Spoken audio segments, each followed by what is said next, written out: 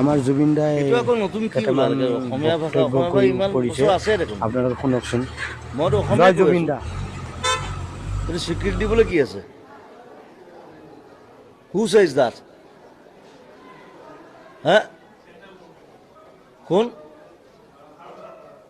ভাৰত চৰকাৰ